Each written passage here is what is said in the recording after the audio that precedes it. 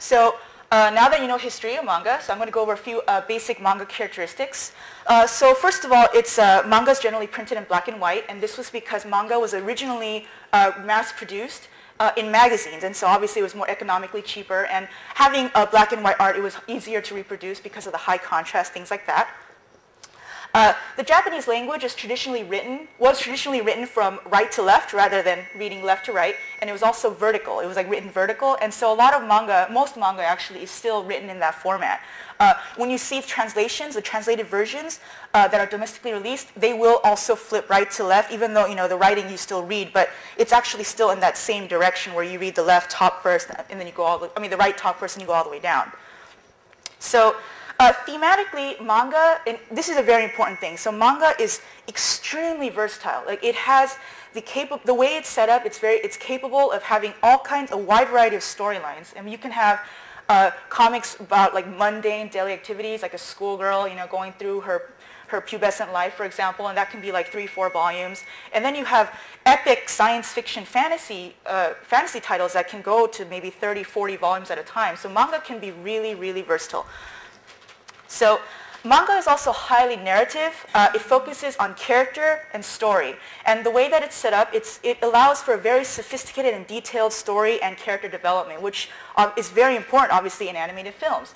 And the funny thing is that when anime first started becoming worldwide, a lot of foreign readers, particularly European readers, would often relate reading Japanese manga as watching a film, which I think says a lot, right? I mean, how can a static comic book that has just pictures set in frames, how can that give a feeling of watching something move? And so that's what anime is. I mean, and what manga is. It really gives that versatility between all of these different mediums that come together to tell a story and to give character development, which I think a lot of students or a lot of young people relate with directly. The other thing about of manga is that due to the immense amount of manga that's produced, there's over 3,000 professional working manga artists in Japan today, and that's a very small country, even though there's a lot of people, and there are hundreds of titles coming out all the time. So because of the high amount of the volume of comics that are coming out, manga coming out in Japan today, actual categories have been established. Like for example, the two common ones that you'll hear about is shoujo and shonen. So shoujo means girl comics, and shonen means guy comics, boy comics. It basically means that there are entire categories of manga that's specifically geared toward a gender or a subject matter or some kind of genre, which also once again says a lot. So just to summarize what I talked about here, for comics, manga, there's something for everyone. I mean, you can find a comic about a kid who bakes bread, and then there's another one about a ninja who is trying to find himself. I mean, there's so many variables.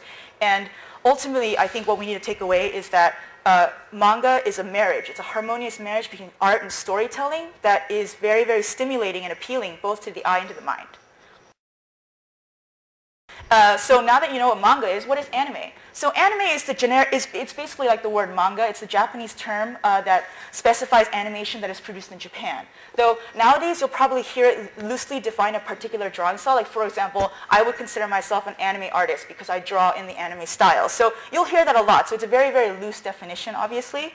A lot of popular manga titles are actually translated or reproduced into animated versions, like TV series. So for example, you have a manga series that might be like 10 volumes or something, and then it'll translate it to maybe like a 25, 30 episode TV series, which is very similar to Saturday morning cartoons in Japan. So, but it's different though, right? Because you have cartoons that are, what's a good example? Like SpongeBob. So you have, they're self-contained, they're self-contained, very, very simple, simple episodes that students can follow, that, kids can follow along.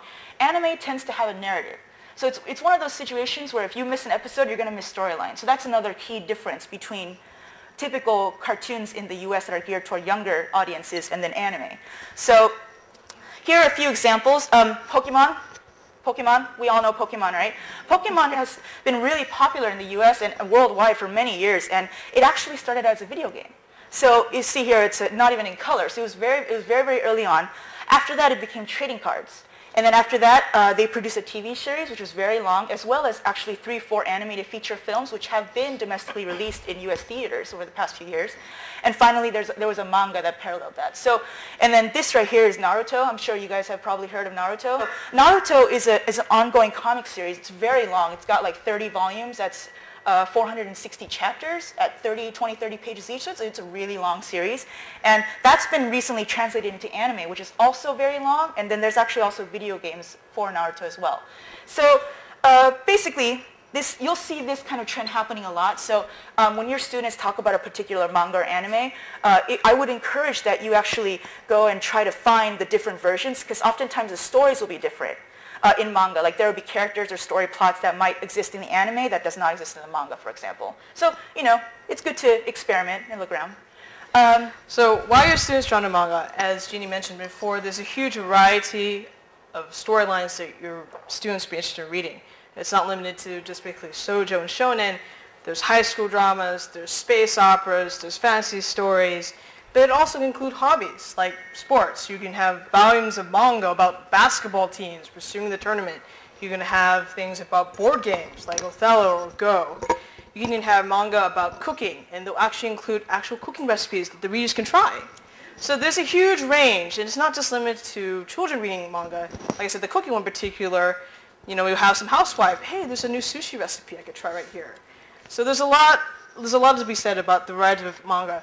It's a huge variety of storylines, but it appeals to all types of different ages as well, depending on what your interests may be.